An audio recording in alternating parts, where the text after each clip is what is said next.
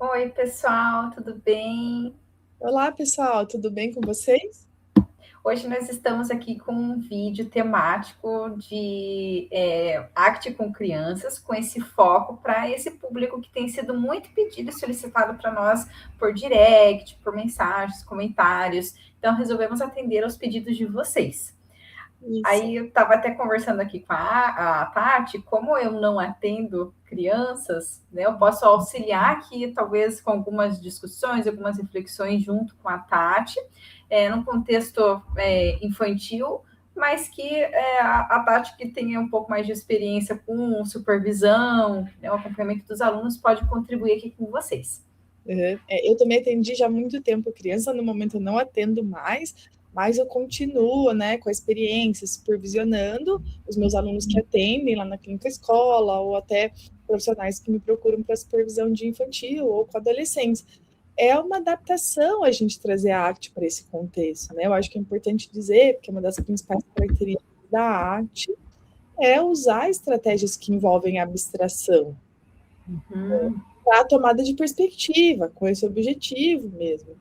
E quando a gente fala de criança, principalmente a gente usa muitas estratégias que são verbais com adultos, a criança é menos verbal na clínica, a gente já começa por ali, né? Que adaptações que a gente faz para atender criança. Acho que a criança é menos verbal do que o adulto, então às vezes eu vejo assim, terapeutas iniciantes saem muito frustrados da terapia infantil, porque eles falam assim, mas eu só brinquei. Não, você não só brincou, a brincadeira tem um objetivo terapêutico, mas a criança pode ser que fale muito pouco em algumas sessões. Eu acho que no contexto infantil, arte, pelo que eu entendo, o preparar a sessão é o que mais faz sentido. É que no contexto adulto nem sempre faz tanto sentido esse preparar a sessão, mas para a criança eu acho que pensar, planejar, né, o que fazer na sessão seguinte, inclusive quais brincadeiras utilizar. Isso. E pode ser que, assim como no adulto, que a gente planejou um monte de coisa e na sessão surge outra coisa que dá uma oportunidade para a gente trabalhar. Né? Também acontece muito no contexto clínico, mas claro, Ana, eu acho que assim, a gente precisa pensar em que brincadeiras que podem favorecer alguns tipos de conversas, alguns tipos de estratégias lúdicas que podem gerar algum repertório comportamental na criança também, que ela tem déficit, e que devem ser preparados com antecedência para poder facilitar esse processo, Uhum. dependendo da demanda, dependendo do caso que foi trazido ali pela criança. Mas eu acho que as principais adaptações, que acho que as pessoas perguntam, como que eu adapto a arte que é tão focada no verbal, também no experiencial, mas o experiencial envolvendo o verbal em muitos momentos, para uma criança e para o adolescente que fala pouco. Então, eu acho que esse é o ponto, porque principalmente o verbal que envolve abstrações, você vai falar uma metáfora com a criança, ela vai te olhar e falar assim, não entendi nada, né? Por quê? Porque não entende. E até muito tempo não entende. Então, assim, a criança demora um pouquinho para entender metáfora, fazer paralelo com a vida dela, trabalhar a ironia, porque a criança é mais concreta. E Uhum. é muito tempo, né? Então eu vejo assim, eu tenho uma filha de 10 anos, vai fazer 11, que até hoje, com 10, 11 anos, algumas abstrações ela já entende, outras não. Às vezes ela fala, o que você quer dizer com isso? Porque são literais. Uhum.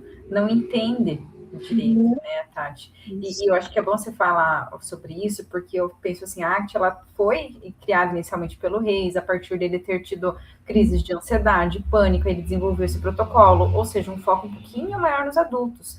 Mas Uhum, como a gente faz isso com criança no consultório? Sabe, por isso. exemplo, a primeira sessão, a segunda sessão, como que a gente planeja esse início para fazer uma formulação de caso? Uhum. Eu acho que isso é bem importante a gente pensar e trabalhar. Acho que é bem possível trabalhar arte com crianças, e a gente já tem bastante pesquisas que mostram isso. E assim como os adultos, a gente já falou aqui, quando a gente falou de metáforas, né, que quando a gente tem que explicar para uma metáfora, ela não funcionou. Uhum. E com a criança é a mesma coisa, se ela não entendeu a metáfora, a gente tem que achar outros caminhos. Então, assim, eu acho que o foco terapêutico da terapia infantil com arte é usar as estratégias lúdicas, então a gente ir muito para o lúdico, para que a Uhum. gente consiga desenvolver flexibilidade psicológica. Então, o objetivo é o mesmo, desenvolver flexibilidade psicológica. Se a gente olha para o Hexaflex, que a gente vai trabalhar com adulto, a gente também vai trabalhar o mesmo Hexaflex com as crianças, só que adaptado. Eu até queria mostrar para vocês que, assim, se a gente vê, não sei se vocês conhecem, mas tem esse livro que orienta bastante, que é o ACT com Crianças. Tá? E aí, depois a gente pode deixar a referência completa, né, para vocês conhecerem, mas é a Tamar Black, a autora aqui. Mas esse livro, ele coloca uma adaptação do Hexaflex para criança que eles chamam de Kidflex. Que legal! É uma adaptação mesmo. Os processos são os mesmos, mas eles são descritos com nomes mais simples, até para ser trabalhado com as crianças. Vou mostrar para vocês, acho que na tela vai aparecer o contrário, mas eu leio para vocês, tá? Então, são um nome bem simples, aqui, ó, é o Kidflex. Eu sou flexível, está escrito no meio, né? Uma tentativa de mostrar para a criança que o objetivo é a flexibilidade psicológica. Mas olha como eles nomeiam diferente o Hexaflex para a compreensão ser mais fácil. Então, o momento presente está escrito assim, fique aqui. Só isso. Então, vai trabalhando com a criança a possibilidade de ela estar ali na sessão. Valores. Escolha o que é importante. É isso. Ações comprometidas com valores. Faça o que é importante. Daí, a aceitação. Deixe acontecer. A desfusão. Deixe ir. E o self contextual seria se olhe, se observe. Que bacana, Tati. Uma adaptação. São as mesmas coisas. Se você olhar a explicação, é a mesma. Mas eu acho que é um pouquinho mais, uma linguagem mais acessível para a criança entender o que significa esses processos. E eu fico pensando aqui a importância da gente conseguir trabalhar esses processos da aceitação, principalmente, né, do deixa acontecer, gostei dessa linguagem, junto com o self, dessa perspectiva do que faz parte da minha existência humana, o que eu sinto, o que eu penso, que faz parte do meu eu não preciso eliminar, porque é muito comum a gente ver no consultório, né, com os adultos, eles chegam com uma história de vida que vem lá de trás de uma infância, de uma adolescência, com aprendizados sobre essa construção do eu, do self-conceitualizado, que é errado sentir, é errado pensar. Eu achei muito bacana essa perspectiva. E que às vezes essa invalidação vem até dos adultos, né? Não, isso que você está pensando está errado. Isso que você está sentindo está errado. Né? Um adulto tentando modelar um comportamento, né? Porque é o adulto que ensina para a criança a descrever sentimento. Ele fala, não pensa assim, não pode pensar assim. Então, quantas vezes a gente já não escutou um adulto falando isso para uma criança? Não pode pensar assim, tem que pensar diferente, seja positivo. E até uma questão de gênero, né? Não, menino não chora, menino não sente tristeza, né? Isso é coisa de mulher, de menina. Então, eu acho que essa descrição do adulto, né, também contribui para esse self conceitualizado de uma forma prejudicial para a vida adulta depois. E daí essa adaptação para as crianças é bem importante, porque pensa na aceitação, se você chegar para uma criança e falar assim, observe esse pensamento que você está tendo aí. Ela vai falar assim, o que é para eu fazer? Não entendi. Assim, para um adulto, é claro, observa esse pensamento. Mas assim, como é que eu observo o meu pensamento? Está aqui dentro, não tem como eu observar meu pensamento. A criança é mais concreta, mais literal. Então, a gente tem que fazer adaptações mesmo. Né? A gente pode, por exemplo, fazer uma atividade que é assim, o que você está pensando? Fala para mim que eu vou escrever nesse barquinho, a gente pode deixar ele ir com a água. Ele pode ir, ele pode voltar, mas assim, vamos trazer para uma atividade mais lúdica, mais concreta, em que faça mais sentido para a criança, que o barquinho com o pensamento dela, porque é o pensamento dela ali, não é uma metáfora sobre o pensamento, o pensamento está ali, que ele vai e que ele volta com o barquinho. É uma metáfora experiencial, né? Experiencial. Então, assim, vai deixar para a criança muito mais concreto a situação. Então, ela pode fazer algo com isso, muito mais fácil ela compreender. E eu estou brincando. Então, veja, nesse processo, a gente pegou um papel, a gente fez um barquinho de papel, a gente pode ter usado uma pia, uma banheira, o que tiver ali, que vai deixar o barquinho ir. Não precisa ser um barquinho. Por exemplo, se eu não tiver, o recurso pode ser um avião. Fiz uma dobradura de um avião de papel e joguei. Ele foi lá longe, depois eu volto, ele se aproxima, ele vem. Que eu estou brincando no processo, mas não estou só brincando. tem o objetivo terapêutico de ensinar a aceitação. Do deixar ir, né? Do deixar ir, né? Legal. Que não sai mais fácil. Então, deixa ir, ele vai, ele volta, eu não preciso lutar contra ele. Perfeito, Tati. E isso entra junto com a desfusão, né? Eu não preciso lutar contra, só deixo acontecer e eu noto, observo. Esses dias eu até vi a Tawane, né? Eu acho que muitos de vocês devem conhecer a Tawane, Tawane Ghem, não sei se é exatamente assim que fala o sobrenome dela, G-E-H-M, que ela trabalha bastante com arte com criança, ela mostrando a metáfora da areia movediça, como é que ela trabalha com criança. Então ela pega um potinho assim com um gel cheio de glitter e coloca um dinossaurinho lá no meio. Daí ela mostra o dinossauro tentando sair, se debatendo e afundando. Daí ela mostra o dinossauro parado, boiando, pensando o que eu posso fazer, o que eu posso sair. Então ela está trabalhando a questão do controle com uma brincadeira lúdica. Assim. Quanto mais eu me mexo, fico tentando fazer um monte de coisa, mais eu vou afundando. Então, outro exemplo de uma atividade lúdica que vai trabalhando nos processos da arte, né? Eu acho que a gente vai fazer isso com brincadeiras, com personagens, com histórias. Hoje eu falo assim que a inteligência artificial ajuda bastante a gente nesse processo. Porque o que eu vejo com psicoterapia infantil? Às vezes a criança tem uma questão, uma demanda, um problema, mas ao mesmo tempo ela tem uma baixa tolerância de falar sobre o problema se a gente coloca na perspectiva dela. A gente para e diz assim, mas o que aconteceu? Como é que você sentiu? Me conta que estava lá. Daí a criança fala assim, eu não quero falar sobre isso, eu falo poucos minutos, muda de assunto e não quer falar nada. O que funciona muito dentro da arte na terapia infantil? Se a gente falar sobre questões que para elas são questões sensíveis na perspectiva de um outro. Então, uma história que é a mesma função da metáfora. História de um outro sujeito que está passando por isso. Olha como está sendo difícil para ele. Se fosse você, como é que você estaria se sentindo? O que você acha que ele pode fazer? E que eu falo que hoje a inteligência artificial ajuda a gente muito, porque a gente pode criar histórias, inclusive ilustradas pela inteligência artificial, e aplicativos usados para isso, que podem ser semelhantes à história daquele indivíduo em particular. Que bacana, Tati, não tinha pensado nessa possibilidade. E eu acho que as IAs estão aí para usar como uma ferramenta, não para que ela se torne a terapia, mas para que a gente possa adaptar esse contexto de IA a nosso favor, com o repertório que só a gente, como profissionais e humanos, temos. Né? Com certeza, eu acho que assim, a gente já fez várias vezes isso com os meus alunos que eu supervisiono, então a gente cria as historinhas, então a IA cria o livro colorido com os personagens, com a história, a gente dá a narrativa, ela vai criando e a gente vai modificando.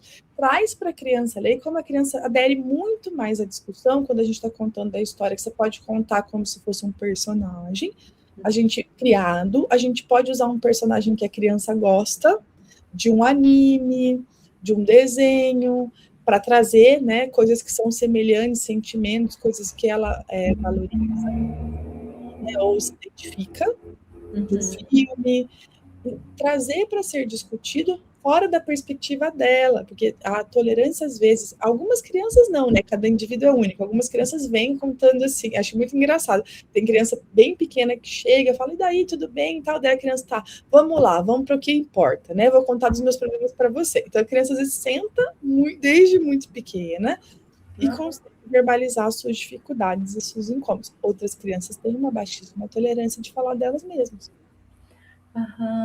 E isso eu fico até pensando aqui, que desafio para o terapeuta, né? Auxiliar a criança a falar sobre ela e a descrever mais sobre as emoções, que eu acho que isso também entra como parte do self e da aceitação. Como que dá para fazer isso com criança, Tati? Para que ela possa descrever mais o mundo interno? Isso, eu acho que é super difícil, eu acho que tem criança que vem sem repertório, e daí a gente pode trabalhar ensinando as emoções.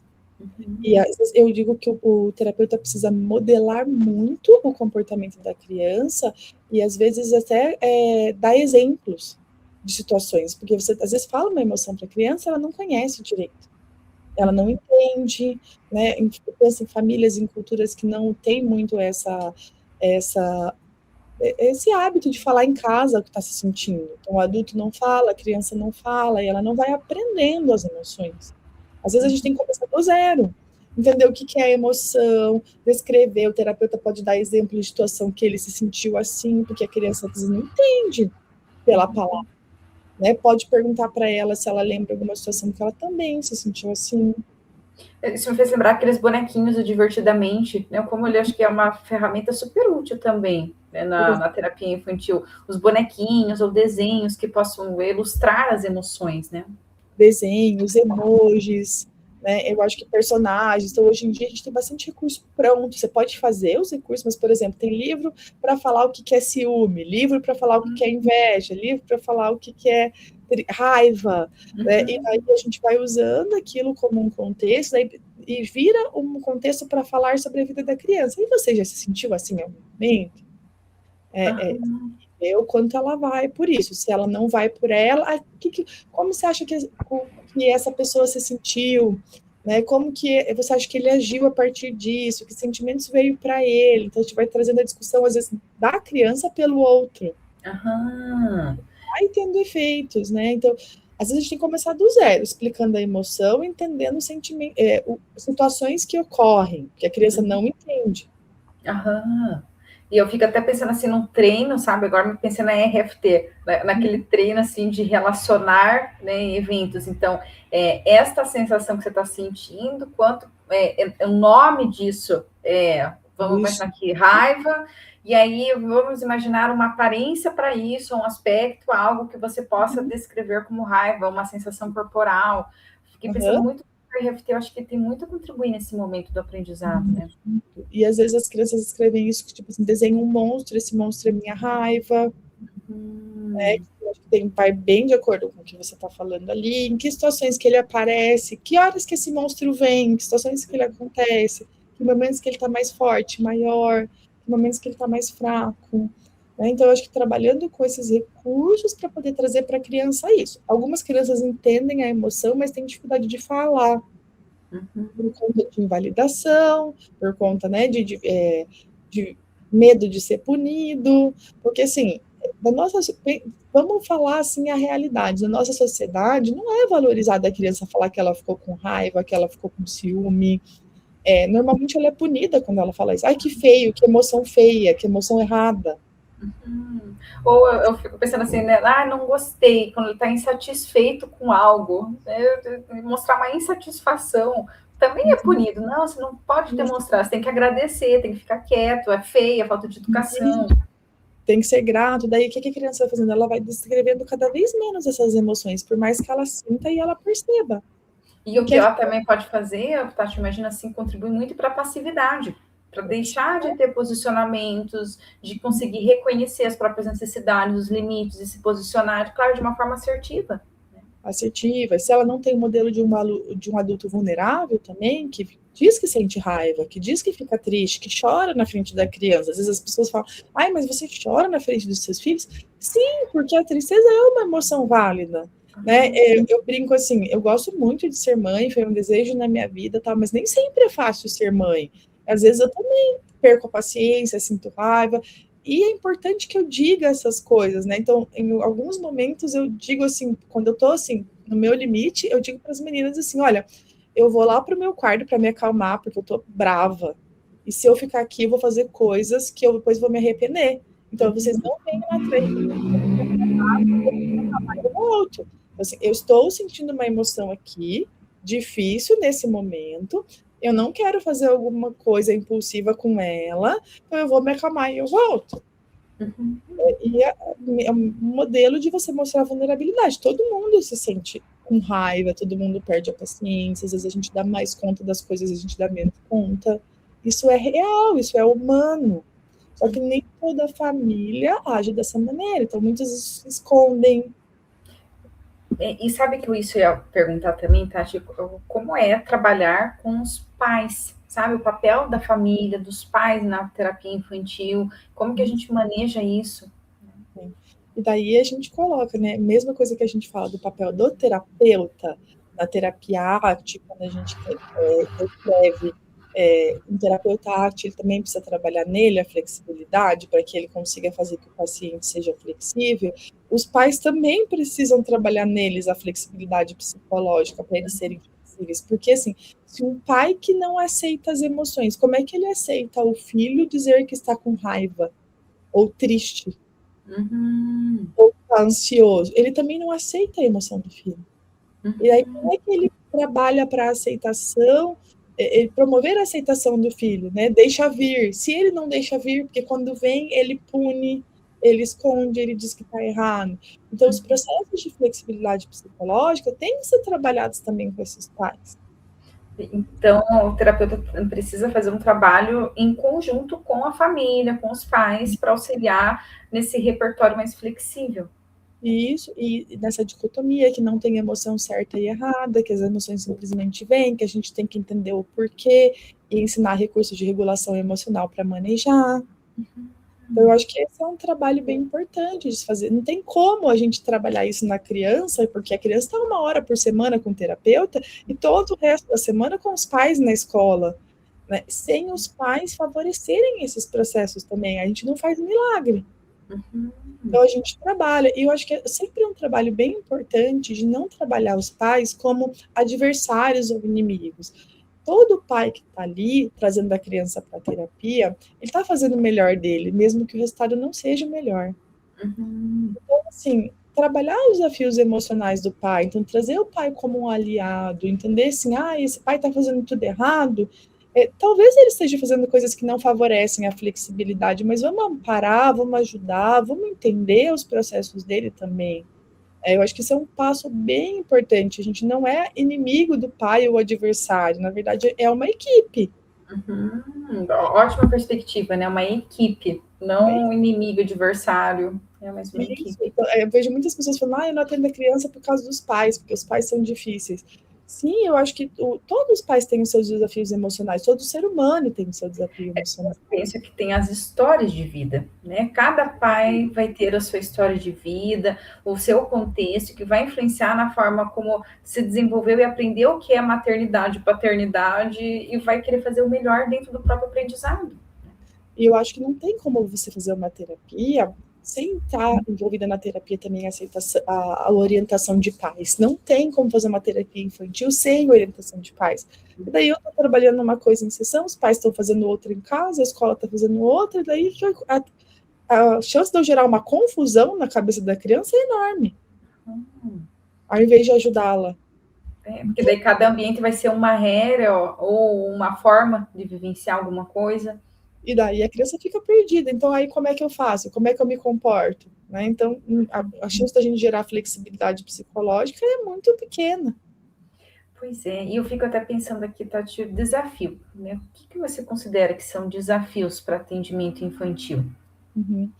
Eu acho que tem alguns desafios, né? Eu acho que, assim, o contexto social, econômico é um grande desafio, às vezes, porque algumas intervenções envolvem a criança, às vezes, poder se relacionar com outras crianças, estar ali num ambiente, entrar num esporte, né, estar num ambiente diferente, que às vezes não tem condições dela estar. Essa semana eu estava fazendo uma supervisão com a Amanda, quando você assistir o vídeo, ela vai ver sobre isso, né, como a gente às vezes fica de mãos atadas, porque o nosso trabalho é limitado a algumas questões. Eu acho que aí o contexto escolar, o contexto escola também se abre para receber os pais, escutar, o psicólogo, né, não só os pais, o psicólogo e o pai, trabalhar alguma intervenção em conjunta, colaborar com o processo terapêutico, escutar as orientações do psicoterapeuta, os obstáculos emocionais do pai. Eu acho que o terapeuta também precisa gostar de brincar. Eu acho que é muito difícil um terapeuta infantil que não goste de brincar fazer um bom trabalho, porque assim, você não vai sentar, em raríssimos casos, você vai sentar com a criança e conversar com ela na maior parte da sessão. Então, você vai entrar no mundo dela, e às vezes o mundo dela vai ser jogar, né? Eu brinquei com uma estagiária minha, falei assim, agora você vai ter que começar a jogar Roblox e Minecraft, para você... Ela, ai meu Deus, eu falei, vai ter que jogar. Então, assim, jogar, brincar, jogar um jogo de tabuleiro, desenhar, aprender estratégias lúdicas, que para algumas pessoas gostam muito, para outras pode ser um grande desafio. Uhum. Adaptar, entrar no mundo da criança, nas estratégias lúdicas, pensar outras maneiras. Eu acho que entra nos estilos terapêuticos, né, Tati? Eu já ouvi, assim, de alguns psis também dizendo, mas eu não atendo criança, eu deveria atender. Não, eu acho que a gente tem que olhar, assim, para o que para nós é de repertório ali, sabe, mais propício. Acho que a gente já tem dessa habilidade na vida pessoal e pode levar para profissional, né? Então, esse brincar, a criatividade nesse contexto. Eu confesso que depois que eu fui mãe, foi muito difícil ser terapeuta infantil, porque eu acho que o sofrimento das crianças, quando ele vinha de forma muito intensa, me mobilizava de uma maneira que eu deixei de dar conta. E daí eu deixei de atender diretamente. Quando eu faço supervisão, não me mobiliza tanto, porque eu acho que o envolvimento é mais indireto. Aí, assim, ali foi o ponto de virada para mim, né? Quando eu entrei na maternidade, eu falei, agora eu acho que eu não dou mais conta, porque a mobilização emocional que me gerava era muito intensa. Mas é estilo, ninguém precisa gostar. Tem gente que gosta muito, se identifica e é muito feliz atendendo criança. Tem gente que não é o perfil, não gosta, não se interessa. Mas eu acho que são alguns desafios, assim, brincar, sentar, né? Desenvolver a flexibilidade para todo terapeuta infantil ou adulto, conseguir lidar também com os pais, não necessariamente porque os pais são difíceis. Quando eu falo conseguir lidar com os pais, é porque para alguns terapeutas, os pais intimidam. Vamos dizer assim, mas eu não sou nem mãe. Aí eu vou estar ali fazendo uma orientação de pai, a pessoa não vai me escutar. É mais sobre uma insegurança própria. Eu já escutei isso mesmo, né? De outros psis dizendo, mas o pai disse que eu não sou mãe, como é que eu vou saber dizer alguma coisa para ele? Isso, porque se a gente tivesse que viver todas as experiências que os nossos pacientes vivem para poder ser terapeuta deles, a gente praticamente seria terapeuta de bem pouca gente. Né? Então, eu acho que é esse o passo ali, porque a nossa história é diferente das pessoas, mas se tenha uma ou outra similaridade, ela difere das outras pessoas, né? Então, eu acho que esses são os desafios. E um desafio que para mim é enorme é o terapeuta ter paciência. Porque o processo, e lidar com a sua própria frustração, porque a psicoterapia infantil, ela vai demandar um tempo maior para as coisas acontecerem, porque às vezes é isso, a gente faz uma sessão inteira em que a gente brinca, usa estratégias lúdicas, tal, e vai sair pouca coisa daquela criança naquela sessão. Tá errado? Eu sou um mau terapeuta? Não, é assim que funciona o processo de terapia infantil. Então, às vezes, as primeiras sessões é brincar com a função de formar vínculo, só. A criança não precisa falar nada, né? E o terapeuta quer que ela fale. Então, ele diz, não, mas ela não está falando nada. Mas a função agora e o objetivo é formar vínculo. E fortalecer, né? Para que futuramente ela possa falar algo, demonstrar algo por meio das brincadeiras. Confiar em você. Eu acho que esses também são desafios. Trabalhar a paciência do terapeuta, porque quer que as coisas aconteçam mais rápido. E o processo terapêutico infantil, ele tem essa natureza das coisas irem aparecendo aos poucos. Né? Então, às vezes, naquela sessão que a gente menos espera, às vezes planejou um monte de coisa e não saiu nada. Eu acho que isso também entra no de adultos, né, Tati? Talvez diga muito mais desafios do Hexaflex, da inflexibilidade do terapeuta, do que com o atendimento infantil necessariamente, né? Isso, que é sempre no ritmo do cliente, né? Seja ele que for. Que as coisas vão acontecer, que vão aparecer, que vão mudar. Eu acho que é esse o ponto ali, que são os maiores desafios.